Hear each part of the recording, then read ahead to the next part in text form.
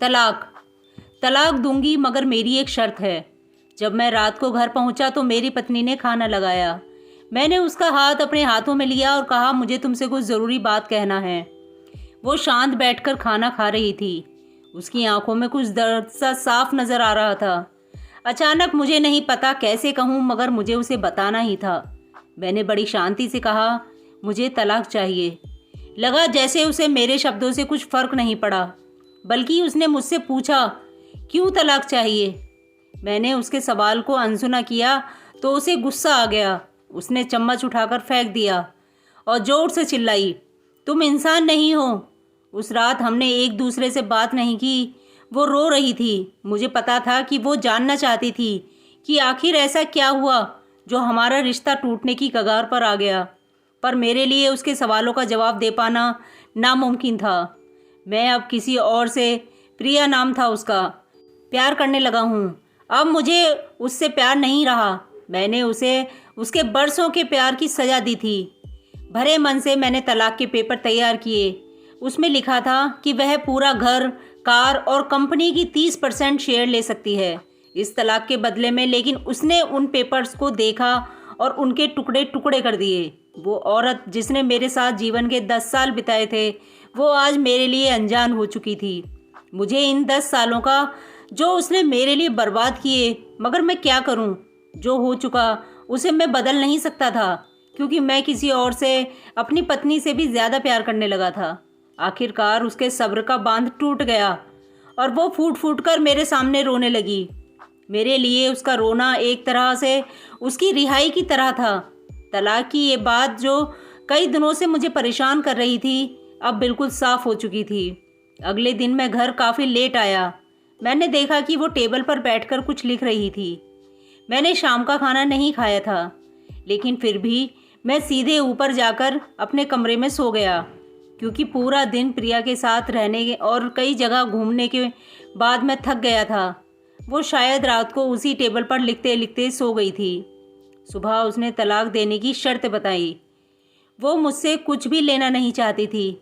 उसे सिर्फ तलाक से पहले 1 महीने का समय चाहिए था। उसने आग्रह किया कि इस 1 महीने में हम दोनों वही पुराना वाला जीवन जिएं, जितना संभव हो सके, क्योंकि आने वाले महीने में हमारे बेटे की परीक्षा है। वह नहीं चाहती थी कि हमारे टूटे रिश्ते का प्रभाव उसकी पढ़ाई पर पड़े। मुझे भी यह ठीक लगा, मगर वो कुछ और भी चाहती थी।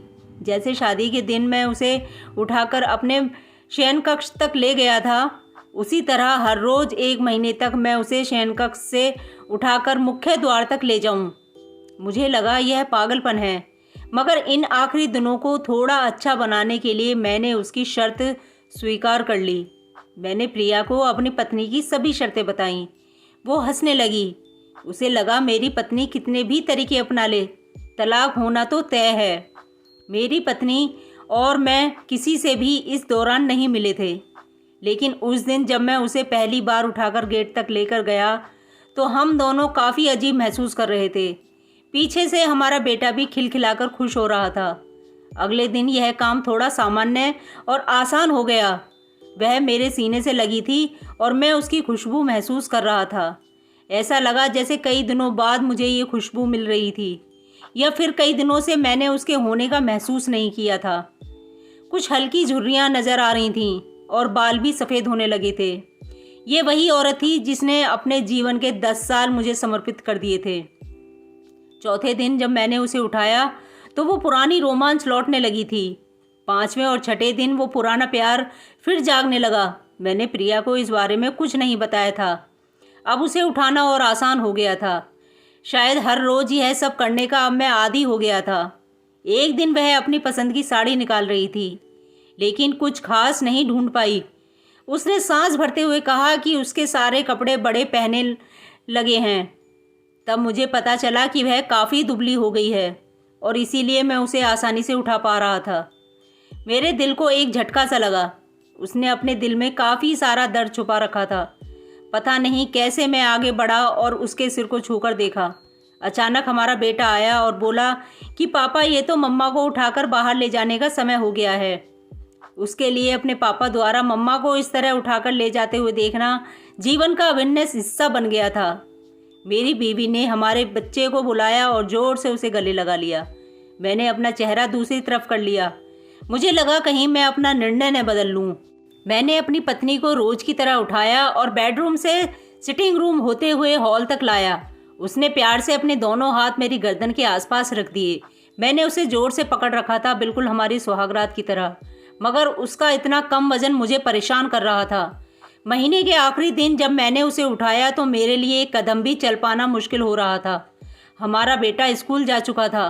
मैं अपनी कार से ऑफिस गया और कार से कूदकर बाहर आ गया बिना कार को लॉक किए। मुझे डर था कि अब एक पल की भी देरी मेरा इरादा बदल देगी। मैं ऊपर गया। प्रिया ने दरवाज़ा खोला और मैंने उससे कहा, सॉरी प्रिया, अब मैं अपनी पत्नी से तलाक नहीं लेना चाहता। उसने मुझे देखा और मेरे सिर पर हाथ फेरकर कहा, तुम्हें बुखार तो नहीं है? मैंने उसका हाथ हटाया और कहा, सॉरी प्रिया, अब मुझे अपनी पत्नी से तलाक नहीं चाहिए। हमारी शादीशुदा ज़िंदगी शायद हम दोनों के ध्यान न देने की वजह से बोरिंग हो गई थी, लेकिन इसका मतलब यह कतई नहीं कि हम एक दूसरे से प्यार नहीं करते। अब मुझे एहसास हुआ कि जिस दिन मैं उसे शादी करके अपने घर लाया था, उस दिन से जीवन के आखिरी दिन तक मुझे उसका साथ निभाना है। प्रिया के होश उड़ गए। उसने मुझे एक जोरदार चांटा जड़ दिया मेरे मुंह पर। वह रोने लगी और दरवाज़ा अंदर से बंद कर लिया। मैं सीढ़ियों से नीचे उतरा और आकर अपने कार में बैठ गया। आगे एक फूल की दुकान पर रुका और अपनी प्यारी पत्नी के लिए सुंदर सा गुलदस्ता लिया। दुकानदार ने पूछा कि इस पर क्या लिखना है। मैंने मुस्कुराते हुए कहा कि मैं तुम्हें जीवन के आखिरी दिन तक यूं ही उठाता रहूंगा, मेरी अर्धांगिनी। उस शाम जब मैं घर आया हाथों में गुलदस्ता लिए, मेरे चेहरे पर एक मुस्कान थी। मैं ऊपर अपने कमरे की तरफ भागकर गया, लेकिन तब तक वह मुझे छोड़कर इस दुनिया से जा चुकी थी, हमेशा के लिए। वो कई महीनों से कैंसर से लड़ रही थी, लेकिन मैं प्रिया के साथ इतना खोया हुआ था कि कभी ध्यान ही नहीं रहा। उसे पता था वह जल्दी ही मुझे छोड़कर जाने वाली है, इसीलिए वह मुझे और मेरे बेटे के रिश्ते को टूटने से बचाना चाहती थी। मैं नीच उससे तलाक लेना चाहता था, लेकिन फिर भी उसने मुझे अपने बच्चे की नज़रों में एक प्यारा पति और पिता बना दिया था। जीवन की छोटी छोटी बातें रिश्तों में बहुत महत्व रखती हैं।